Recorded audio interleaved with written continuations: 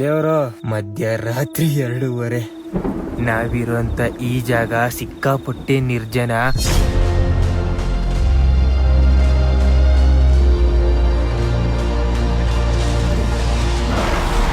ಕಪ್ಪೆಗಳಂತೂ ಕೊರ್ರ ಅಂತ ಕೂಗ್ತವೆ. ಒಂದೊಂದ್ಸಲ ಕಪ್ಪೆಗಳು ಕೂಗೋ ಏಟಿಗೆ ಕಪ್ಪೆನ್ನಿ ಕೂಗ್ತೈತ ಅಥವಾ ಬೇರೆ ಏನಾದ್ರು ಅಗೋಚರವಾಗಿರುವಂತದ್ದು ಏನಾದ್ರು ಕೂಗ್ತೈತ ಅಂತ ಅನ್ಸುತ್ತೆ. ಇದೇ ಟೆಂಟ್ ಅಲ್ಲಿ ಇಲ್ಲಿ ನಾವು ರಾತ್ರಿನ ಕಳೆದ್ವಿ. ರಾತ್ರಿ ಅಂತೂ ಸಿಕ್ಕಾಪಟ್ಟೆ ಭಯಂಕರವಾಗಿರುತ್ತೆ, ಒಳ್ಳೆ ಸ್ಮಶಾನ ಮೌನ ಸುತ್ತಮುತ್ತ. ಆದ್ರೆ ಬೆಳಗ್ಗೆ ಎದ್ದಿದ ತಕ್ಷಣ ಪೂರ್ತಿ ಸ್ವರ್ಗ.